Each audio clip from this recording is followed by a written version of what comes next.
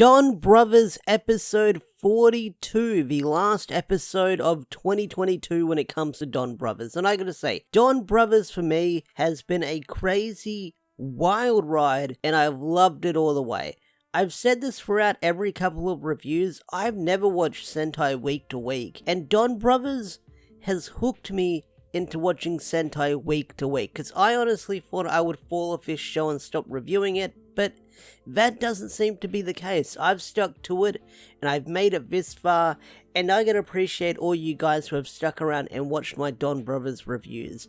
I know they don't do gangbusters like my other videos, but I appreciate the people who stick around and listen to me ramble about this show. So, let's ramble about, let's recap, and let's talk about Donbrothers episode 42, the last episode of 2022. Now, this episode was kind of a filler episode, although it did have some wholesome, fun character interactions as they came together to stop this guy from swindling people and their families. So, the episode starts off with Taro delivering a package to a house, and then you find out that Oni's sister and Saru brother are related.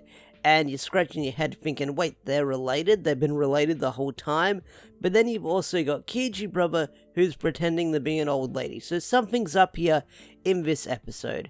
And what you find out later on in the episode is, basically Saru brother met this guy who basically swindles families and says that they've got bad luck and tells their fortune and stuff like that and works his way into their family and then robs them overnight. So he wants to get most of the Donbrothers together, well, whoever he can get together at the start of the episode, but Taro is really confused about this information. He starts hiccuping throughout the episode, and the whole reason why they didn't bring Taro in on this scheme is, for obvious reasons, is because he can't lie. But it did have some good gags and some good interactions, like when he's sort of taken back by this information, like he can't believe it. He asks Kaito saying, hey, is Oni's sister and Saru brother related? And Kaito just looks at him, yeah. And he's like, what the fuck? No way. But this episode also did have some good gags, like Jiro almost ruining the frickin' scheme along with Inuzuka. Well, Inuzuka didn't really ruin it. I'd say it all up to Jiro, because Jiro came running in saying, oh, Master told me where you guys are, I came to deliver some vegetables. So they had to go along with the ruse by saying that Jiro and Inuzuka are love rivals of Haruka and they compete for their love.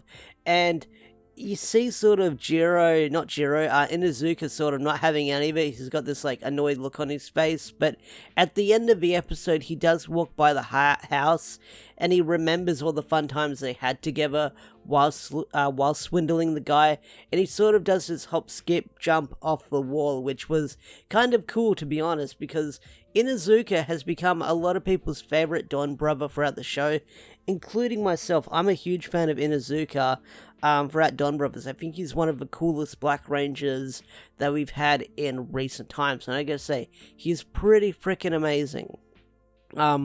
But yeah, like I said, this episode did have a lot of fun gags. The payoff was mostly at the end, because Taro eventually sort of tries to work his way into the scheme as well, but he can't lie, so he has to sort of go along with it without lying himself. But there's a scene where the guy comes back late at night to rob the place, and as he's walking through the house, he sees all the hijinks of the Donbrothers. You've got freaking Kijino, he's dressed up as the old lady, and he's talking to Miho, and he's thinking that freaking Kijino, as the mother, is talking to his dead daughter. You've got freaking, who else was it? Inuzuka, he's passed out on the table, and he realizes who he is. He's like, oh shit, this is the freaking wanted guy. You've got Jiro, freaking turned into feral Jiro, and he's like, you're up to something, I'm gonna smash you. And then you've got Oni's sister, who transforms in her sleep, and he thinks that she's a demon. And then you've got frickin' Taro, where Taro sort of lies in front of him and he faints.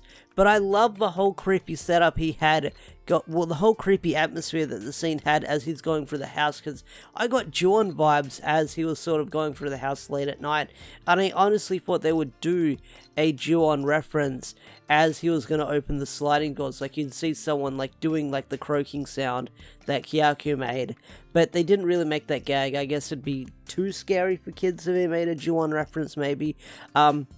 But I gotta say, that payoff gag that they did at the end of the episode where everyone just freaks him out and he takes off running. And that was mostly the same about this episode. The whole plot of the episode is the Donbrothers trying to sort of put up the ruse and trick this guy, and then it all comes to a head near the end of the episode. There wasn't really a B plot with Vinoito or the freaking Bestials or Murasame. It mostly focused on our Donbrothers, which I gotta say was a nice little sort of like a goofy episode to focus on our heroes before the end of the year, and we get a 2-week break as the show comes back on the 8th of January, which it looks like more hijinks will ensue with the next episode, which I can't wait to see, because it looks like an interesting concept with people coming from the future. But yeah, basically the swindler, the crook, runs off scared, and then he runs into a car park where we have our fight at the end of the episode, and he turns into a Go Ranger monster, the very first Sentai team, which was pretty cool. I did like his design.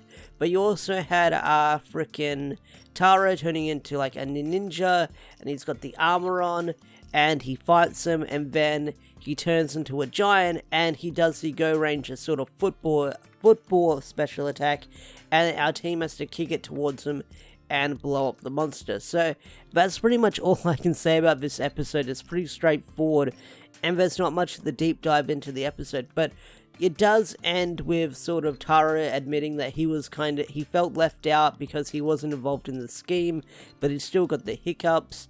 And like I said, the episode ends with Inuzuka walking past the house. He remembers all the good times they had, and he does the little hop, skip, jump off the wall, and that's where they freeze frame it. So yeah, that's the end of Donbrothers episode 42, and pretty much wraps up Donbrothers for 2022 as well. So overall, this episode was okay. I enjoyed it. Not bad, not terrible. It was okay. I enjoyed it. I got a kick out of it. But I can't wait to see where the show is going to go next year. And like I said at the start of the review, I've never watched Super Sentai Weekly. And Donbrothers is the first time I've kept up with Super Sentai Weekly. Will I keep doing it when I watch King Oja? Maybe, possibly, you never know. Will I review King Oja weekly like I did with Donbrothers? Maybe, possibly, you never know. But either way, Donbrothers episode 42, I got a kick out of it. I enjoyed the gag at the end of the episode. It had some pretty good jokes throughout the show, throughout the episode. But like I said, I can't wait to see how the show is going to end, because we've only got a couple more months of Donbrothers left and then it's ending. So how it's going to end, I can't wait to see that. So with that said, I think I'm going to bring this video to a close. If you enjoyed this video, hit that like button, subscribe to the channel if you're new, and I'll see you guys later. Peace out, take care, bye.